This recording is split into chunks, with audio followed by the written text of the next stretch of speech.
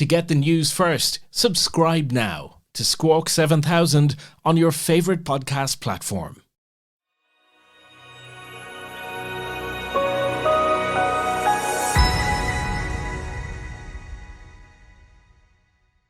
On this episode of Squawk 7000, Lillian Bland. That's a name for you to think about. She was an aviator who flew for the first time in 1910, becoming one of the first women in the British Isles to take an aircraft into the air. Why am I marking that? Because our guest this evening is going to talk to us about women in aviation. And here we are over 100 years later, and occasionally, when a woman is featured in a news article, she's still an element of novelty or curiosity. My guest this evening is Kathryn Vinclaire. Kathryn, welcome to Squawk 7000. A future aviator, I believe? Yeah, one day. The reason I suppose we're chatting to you this evening is your primary activity, which is as a producer of documentaries and a camera operator before that. Women at 36,000 feet. That's a title that I'm presume is going to capture people's attention. Why, in heaven's name, are you taking on a project like this at this stage of your life? That's the billion-dollar question, isn't it? Do you know, it came from initially my own desire to enter the industry. I wasn't thinking about making a documentary about this. I was just looking to see what opportunities were out there, see what I could walk into within the industry as a young woman. I mean, I come from working in a male-dominated industry, went into working in male-dominated industries like camera crews within films and music videos and all sorts. So the idea that the aviation industry is male dominated wasn't a big surprise to me when I started to look into opportunities. And it wasn't something that really concerned me much either, because I'm one of those people that doesn't see it as a particularly strong issue personally. It doesn't affect me so much. However, when I started to look into some of the stats, I was truly shocked. When I first looked into it last year, the stats were around 6% representation at a commercial airline. And then if you drill down even further, airline to airline, country to country, those ratios change. And in many cases, it's closer to 2% or 3%. There are outliers, of course, but at the same time, I was really shocked at those numbers. I thought, well, gosh, women have been flying for over 100 years. Surely this is less of a novelty industry for them to enter into. So it really surprised me. I thought, well, that's interesting. And I'll just, it was bookmarked in the back of my mind for a few months. And then a couple of years ago, International Women's Day came around. By that point, I was following lots of different airlines and aviation groups on LinkedIn and on my social media. And I came across just the influx of polished, glossy, inspirational promotional videos that these companies were making, showcasing all of the women that work at their airline. And it was all very empowering and very inspiring. But at the same time, it seemed to act as though the problem was solved and that the numbers were not as stark as they currently are. And it seemed to me a little bit of an oversimplification that didn't quite match up to how the industry actually is in terms of representation. So immediately I thought, well, gosh, there's this significant gap between what's being presented within the mainstream media and what's actually found within the industry. And that instantly became fascinating to me. Knowing that I was going to have this conversation with you this week, I was doing some flying at the weekend and some of the pilots around me were women. And I asked one of them about this to get a kind of an insight into it. And she said something I thought was really interesting. She said, yeah, it's really interesting. I look forward one of these days to not being a novelty when I say to people, I fly. 100%. Yes. I mean, this is something that rings true from the research and many of the women I've been speaking to. They're not interested in becoming female pilots. They're interested in becoming pilots. Their gender does not enter their mind when they figure out what they want to do for a living. They just know they want to fly. We all will be better off at a time when it isn't a novelty. Now, I know this is very difficult for a documentary that's not complete, but I'm curious to know at this stage, will you be able to come up with some solutions or at least some insight as to why this is the case? So with the people that we've spoken to, it's been a range of women from all around the world. And I will say there's no one particular place or one particular area of the industry or one particular age group or demographic that we've spoken to who've experienced more or less overt discrimination based on their gender. But I will say I have come across quite a few unfortunate stories from female pilots of sexism that they've experienced from all sorts of people throughout their training, throughout their careers. And this can range from little microaggressions, jokes that aren't necessarily funny, or perhaps were funny 50, 60 years ago to a very few people, but definitely aren't for modern ears, right down to far more serious things that involve lawsuits and all sorts. So I will say it is the minority of experiences of all of these women have been overt discrimination, active discrimination. And the majority have actually found that the men in their careers have uplifted them, supported them, provided them opportunities, training, guidance, everything that they could need. So I will say overall, the industry is on the whole extremely positive and has so much to offer women and girls in training, so much. But at the same time, it's so important to not overlook some of the areas that do need improving and the issues that are still prevalent in the industry. We'll be back with more after this short break. Our guest on the podcast this week is Kathryn Vinclaire, and Kathryn is the producer of a documentary called Women at 36,000 Feet. And Kathryn, we're talking about the idea of, I suppose the other phrase that people like to talk about around this is a glass ceiling, where people can get so far but no further. This idea of a glass ceiling, it's fascinating because it depends on where each individual pilot, regardless of gender, places that ceiling within their career. So for some people, it's, will I get to train? Will I pass those tests? For others, it's, will I be employed at airlines, or are they going to look at my gender and see it as something that might be a hindrance? And for others, it's, will I, after years with an airline, have a chance to become a captain and go for that training? We found examples of things like the time in a woman's life where she may have gained enough hours to start to be considered for captain's training after being a first officer at a commercial airline is around the same time where women want to have a family and the biological clock is ticking in a way that will never affect men in the way that it does women. So there are definitely hindrances and definitely conversations that women have to have with themselves at quite a young age to do with families, to do with becoming mothers, that can definitely impact those areas. In terms of a glass ceiling, it's different for everybody, but it definitely exists for some. You indicated earlier on that in some of your interviews for the documentary, you've also had some women say to you that they would also share things with you off the record. What was off the record that wasn't going to end up on film? That's a tricky old question, Michael. It's a great one, though. The off-the-record conversations have been shocking, quite moving, quite difficult to hear. They've been the ones where I finished the call and just had to have a quiet moment with myself just to reflect on everything that's been shared. They've been the more harrowing stories of more obvious sexism, things that have been personal, sort of experiences that women have gone through because of their gender, where they've been discriminated against and they've just been shocked and appalled and really hurt that they are being judged based on their gender and not on their ability. These largely seem to come from the expectation that these women have, rightly so, that it's 2022 and they should not ever have to experience anything like that. When you're halfway through a production, and we'll talk very shortly about fundraising, because I know that's one of the other reasons that you're chatting to people is you've got to raise the few bob for it. I'm curious to know what would be your definition of a good outcome for this documentary when it airs or goes on social media or whatever platforms you manage to get it to. What do you want us as the viewers to think, feel and know after we've watched it?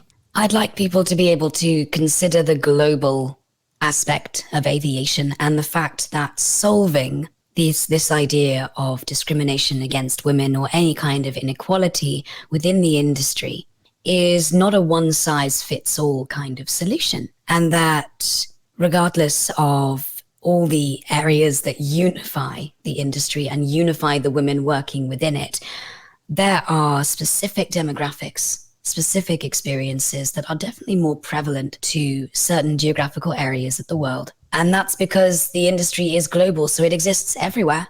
But that also means that you get as much diversity of experience as you do pilots within the industry. What have other professions done? Has any other profession shown us how to do it? Doctors, medicine, the law? I'd say any profession that's provided adequate parental leave for anyone, regardless of gender. But I will say it makes sense that women are given the provisions that they need to have that freedom to start a family and take the time to look after their young children without feeling like their careers are at risk. So any industry that provides that for women is one that I think is leaps and bounds above several industries where we find more discrimination. Do you still want a career in aviation with all of the extra insight that you've had over the last couple of months? That's a really fun question. I do, because as much as I'm having quite nitty-gritty conversations about, okay, how do we solve these things and what have you experienced? We've talked a lot today about the negatives, a lot about the things that aren't working and about the bad experiences that people have had. But on the whole, even people that have gone through challenges within this industry based on their gender, they've had to go through discrimination at some level. They've also learned with those experiences how to overcome those things. They have found strength within themselves.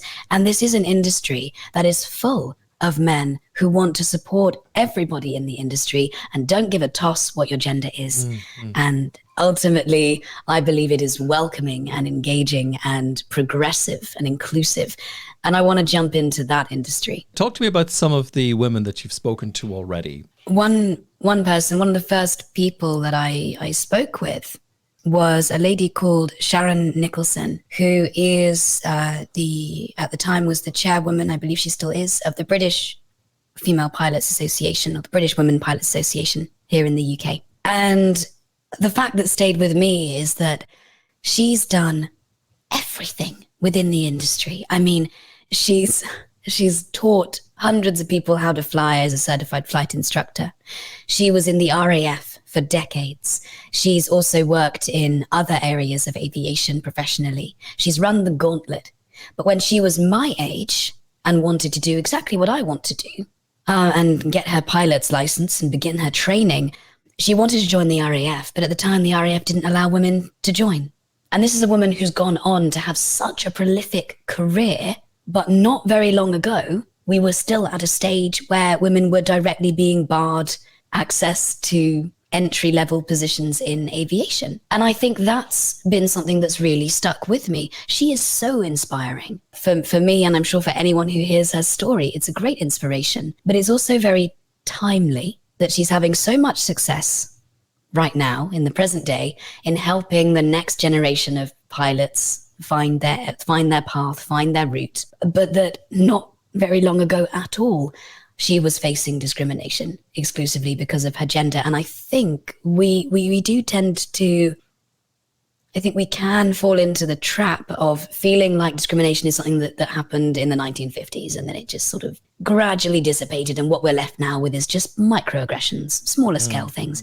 But actually it is still very prevalent. And reminders like that, I think, are very, very timely. One of your contributors mentioned to you, I think, that they were worried that your efforts might be written off as complaining.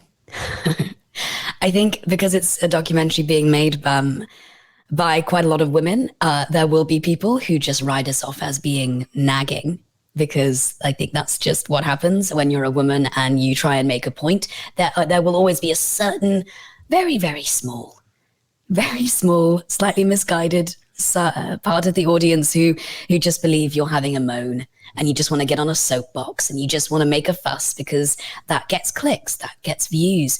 But I'll tell you what really gets views: progress, positivity. We're not here to moan. We're here to take stock of the situation as it currently is. We're not going to shy away from the bad side of the industry, but we're not there to give that a platform. We're there to give a platform to everything that's being done within the industry, everything that's happening, all the change, all the progress, and all the right conversations that are taking place for change to be happening at hopefully an even faster rate in the very near future. I'm thinking about, you in 50 years' time, and your film is no longer watched because people would go, what's that all about? Yes, it's lovely that you say that, because my personal ambition with this film is for it to be as irrelevant as possible, as soon as possible, because that is when we will know that the industry has moved on and that enough change has happened within it. If you get government's attention, or whose attention actually do you have to get to change that world? The aviation industry is vast, so it's not just governments that would need to take note. It's militaries, it's privately owned companies that will need to take responsibility on an individual level. As much as there's a lot that governments can do in terms of mandating certain changes at an industry level, I will say the majority of change hasn't come from that sort of instigation.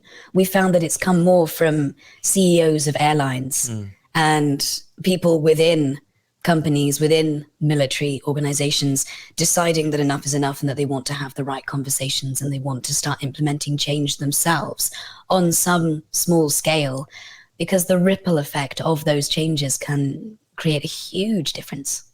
Now, we mentioned that you are self-funding this project, in other words, raising the funds yourself. I suppose that gives you an element of independence as well as a filmmaker, doesn't it? That was my first. What's the goal? How much are you heading for? And what do you need? We are hoping to raise £22,000.